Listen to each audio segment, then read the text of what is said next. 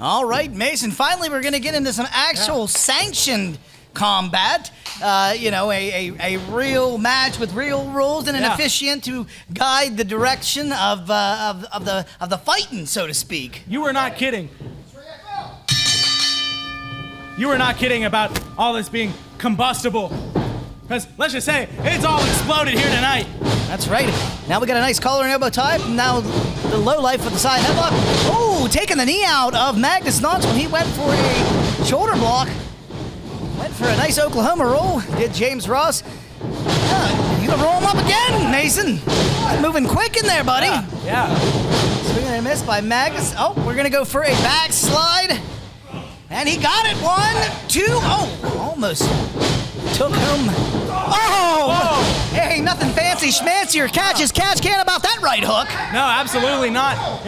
He claims to be a wrestling savant, but that was as street fighting as you can get. That's right.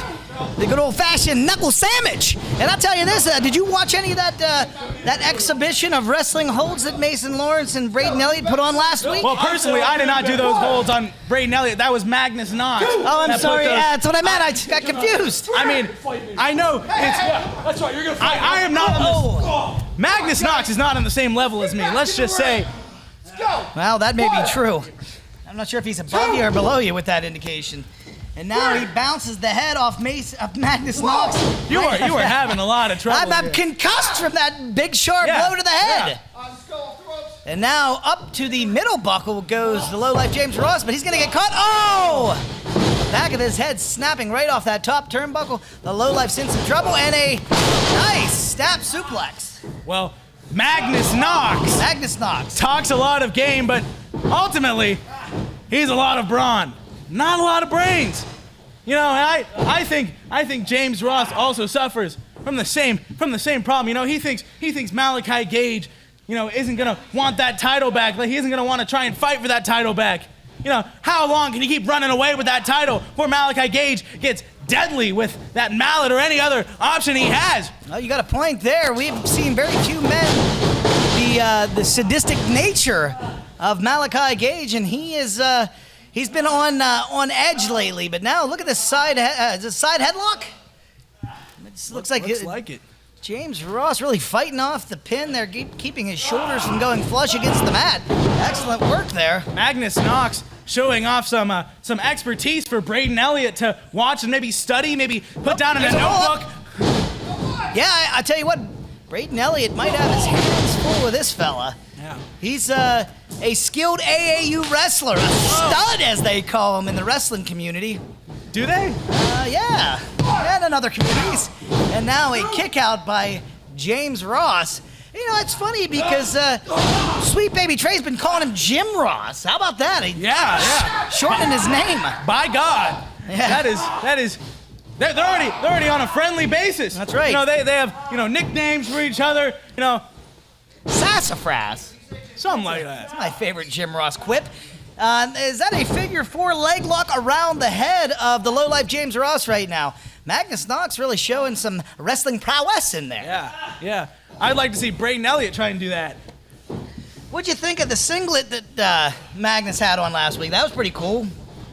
Yeah, I mean, he supported the red, white, and blue, brother. But, in the end, Braden Elliott did get some sort of advantage on him. I mean, There's a double leg takedown. I mean, I may not be on the best of terms with Magnus Knox, but there's one thing that you should never do, and that is embarrass Magnus Knox. Oh, there's a nice cradle. Oh, low-life James Ross able to kick out. Got that Guy Fieri haircut. What do you think of that? You like that? Yeah. That's low-life, baby. I can't tell which one you're talking about. Well, I'm the blonde one.